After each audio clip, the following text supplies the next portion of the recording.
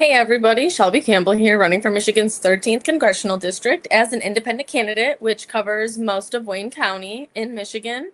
I have been on the ballot officially for a little over a week now, and I am incredibly proud and grateful for everyone that helped me. Now that I'm on the ballot, I've kind of had a little shock of not knowing what to do because I've been just grinding and getting these signatures. So been taking a little time off from, I guess, campaigning and just trying to get some things in order. August 1st is when we're going to really get back to going.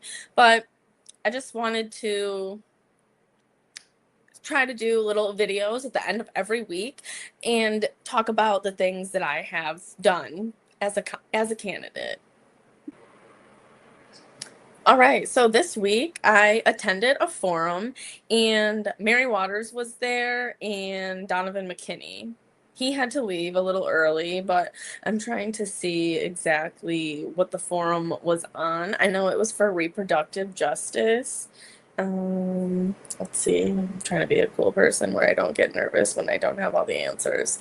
So I saw him post and he was kind of flexing that he was the only one going to be at the event. So I had to inquire. It was the community table that was sponsored. Baby daddy's coming.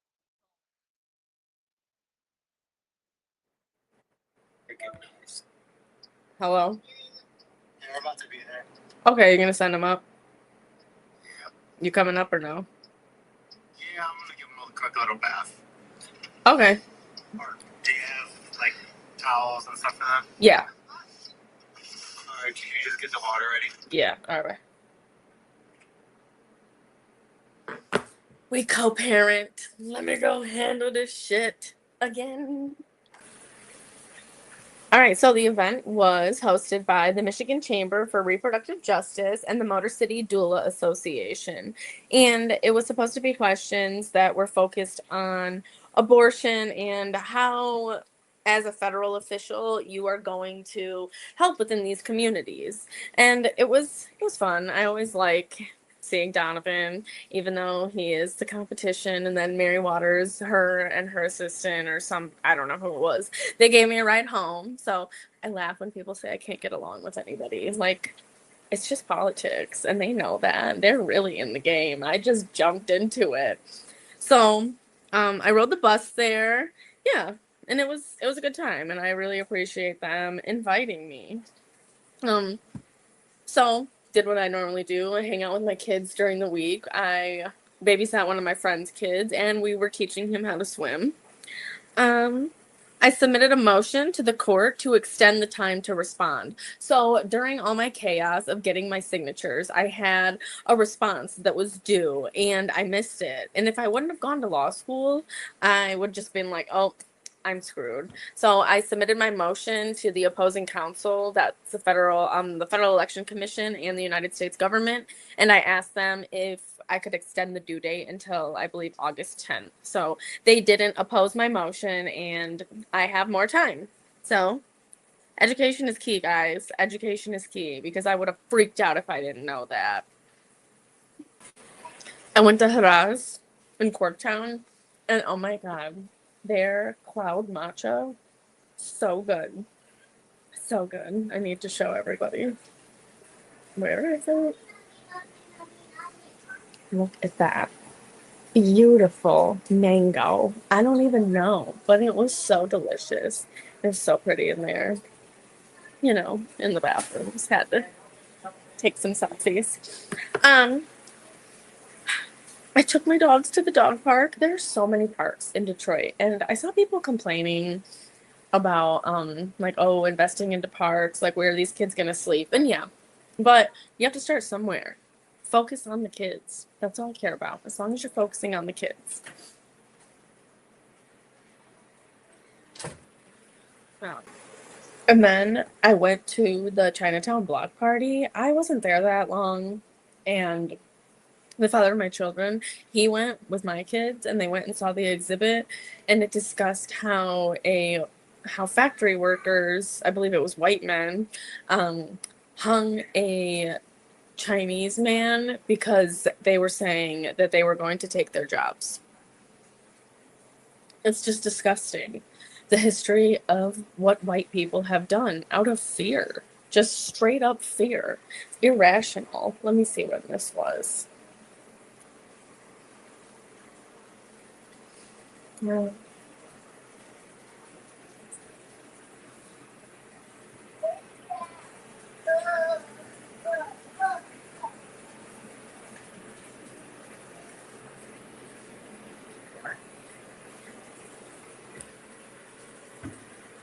Like, no. I want to kill America. Why is everybody calling me right now when I'm trying to do this? Okay, I don't really want to kill Americans, guys. Just, this was in 1982 that they killed him. So the killing of Vincent Chin was he was an American draftsman of Chinese descent who was killed in a racially motivated assault by two white men, Chrysler plant supervisor Ronald Evans and his stepson, laid off automotive worker Michael Nitz. Evans and Nitz um assailed Chin following a brawl that took place at a strip club in Highland Park, Michigan, where Chin had been celebrating his bachelor party with friends in advance of his upcoming wedding. Against the backdrop of high anti-Japanese sentiment in the United States, at the time known as Japan bashing, Evans and Nitz assumed Chin was Japanese, and a witness described them using anti-racial slurs as they attacked him, ultimately beating Chin to death. Although accounts vary, the men were expelled from the club following a physical altercation. Evans and Nitz eventually found Chin in front of nearby McDonald's, where Nitz held Chin down while Evans repeatedly bashed him with a baseball bat, fracturing Chin's skull. Chin was taken to Henry Ford Hospital in Detroit, where he died of his injuries 4 days later. Accepted a plea bargain to reduce the charges from second-degree murder to manslaughter. Wayne County Circuit Court Judge Charles Kaufman sentenced Evans and Nitz to 3 years probation and a $3,000 fine, but no jail time. Explaining his rationale, Kaufman said that Evans and Nitz weren't the kind of men you send to jail. You don't make the punishment fit the crime. You don't make the punishment fit the crime. You make the punishment fit the criminal.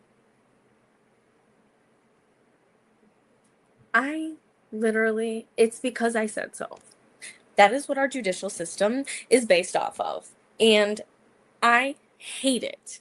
Like, that's literally what it is. It's off their judicial experience. So, it's okay for a white man to beat the shit out of a man who is of Chinese descent because they thought he was Japanese. This is 1982. 11 years before I was born. This is millennial era. Like, this is our era of what we were born into. That's who was raising us. Y'all got me all serious now. Okay. So then I met with a donor and we got a donor packet already. Oh my god, where is it? I need to show you. It's so cute. It's pink. My treasurer made it pink for me. Oh, here it is. So this is my little thing. And it like lays everything out and says like how many votes I need to win, little letter, ass kissing, and just basically like the 3 goals of winning, getting my name out there, and then something else. But it's just dope. Like, it's a science and it's math and it's a lot of preparation, and I had no idea. It's so crazy how systemic things are, like how many systems we have built just off of humans' ideas. I know, I sound like a philosophical ass bitch. But yeah, we're trying to launch or get the campaign, have a launch party because I've been trying to do that. And now the campaign is officially gonna kick off because I'm on the ballot. Like, such a baddie. And I'm not the first white woman. I think the first white woman was like in 2016, but she was nominated for the Libertarian Party. I actually got all the damn signatures. But not to discredit her. It's just awesome that I'm on the ballot, but I can't take that first. Um, so I met this girl. She has the Liberty Network, and it's just about empowering and educating all of us and how politics matters, because we've been so divided. Like, we weren't supposed to talk about politics growing up. Like, that was their rule. But no, we talk about that shit now because it matters to me. And I just don't like either party. You will never hear me say, oh, because the Republicans this. Oh, I'll say the Democrats because I was one of them. So I am pissed at the capitalism just dressed up as blue and red. They're the fucking same. They're just pretending like they care about us. And if you go look at the financial stuff, Democrats take more donations than Republicans do. So no wonder the white trash Republicans who are taught to hate Democrats hate us, because on paper it looks like we have more money because we obviously do, or put it more into politics, and the Republicans just take advantage of that. They take advantage of the stupid people in our nation and uneducated because it's easy to do. You just tell somebody something and they're going to blindly follow you because they've trusted you for so long. And that's what's happened. Our politicians are disgusting. That's why I'm running. Okay. Oh, look at me go. So she's running for office in 2028. Her name is Dylan. That's who made the Liberty Network. I was supposed to go on a podcast today with I think he's a veteran, and for some reason his computer wasn't working, and then like I was late, so it just worked out, and I think we're gonna do that tomorrow. I've been on their podcast before, Disenfranchised Podcast. Um Oh, and then I booked a ride around of Detroit, or not really a ride around, but we're going to film, and my girl did that for me, and she's going to, I can't say this yet because I don't want anybody to know who did. But yeah, I just kind of wanted to test the waters, like post these little videos every week, and clearly I'll get better as I do it, but that's just a little bit of what I have done within this week. Like, it doesn't even include going to the grocery store, doing all the laundry, walking my dogs constantly, taking them out, taking care of my kids, doing my homework in my master's program. Yeah, it's a lot. And then the Israelites posted the video finally because they were confident enough to do so because they feel like they're not going to get in trouble, because they showed their biased video, one-sided of recording, to the police, and the police just acted like I was the aggressor. So I'm glad that they posted that, where you can clearly see that I was minding my business. Like, I wasn't going in their faces until he pushed me. And I was aggressive after that, but because you don't hit me. I am an advocate for domestic violence because I've seen so many women get hit by the people that are supposed to love them.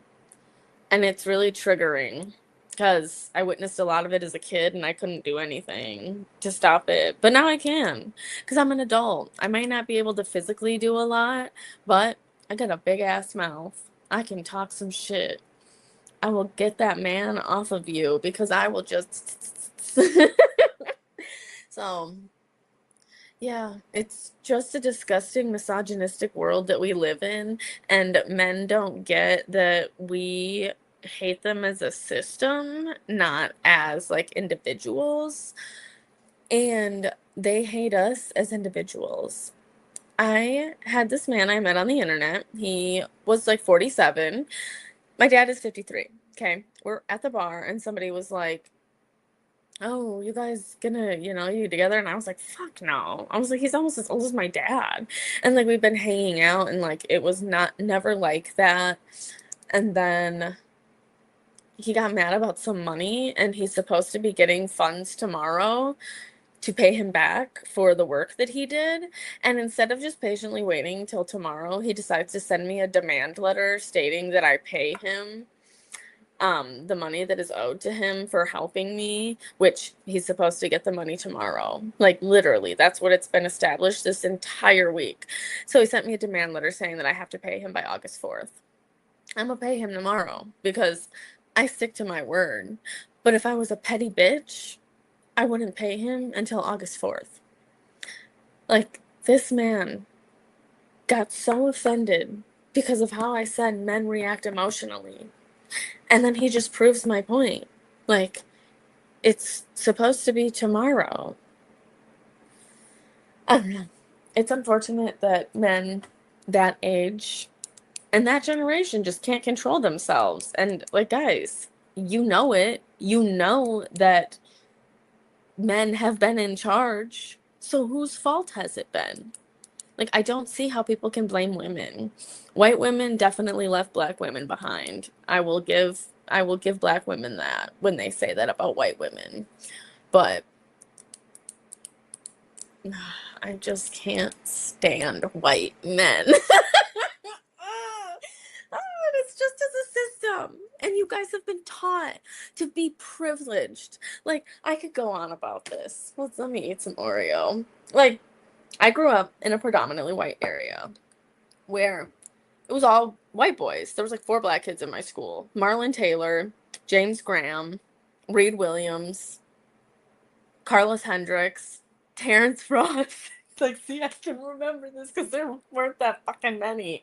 Um, yeah, I don't remember. I feel like that was like it. Maybe there was older kids. Oh, Milan Taylor, Marlon's brother. Oh, and Gloria Taylor. They were siblings though, so they just came in a pack, and they were just my homies. So except Gloria hit me over the head with a bag one time because she did it. I was so scared of black girls after that. Oh my God, Gloria. Oh, but anyways, they were crazy. Like, they were so racist. They would have black friends and just say the most racist shit. And it's just crazy when who's around? How can you blame one individual for a society that is made up of more people that look like you than a person of color? It's like, who's dominated? How do you guys not see that? Like, I don't get it. I do because we were systemically taught to be superior. Like have been taught. That is literally what white people have been fed. Their ego. Even Americans in general, like even Americans of different races, they have an ego because we were taught that America was the best. But when you look around, it is not. China, I just read something today that, oh, who was it? It was a politician from the past, and he stated that China hasn't invested any money into war, and that is why they are doing so much better than we are. We are so obsessed with fighting and blaming and blowing things up that we don't invest in ourselves. We look and project everywhere else. We've been taught to be these individuals where we're just alone all the time. And it's like, fight against each other when we should really just be focusing on the elites. I could just keep going. I don't know. I'm on a tangent now.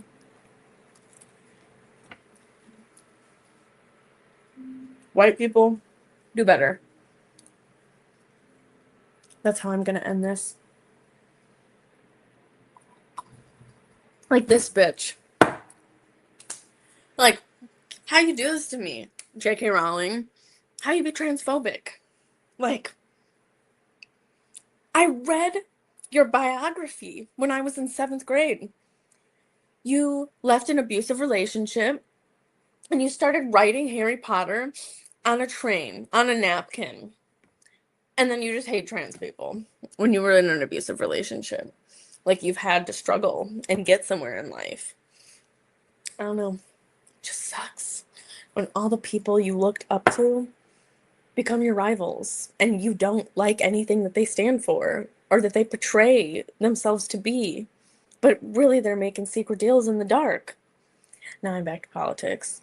But again, white people, do better. Please.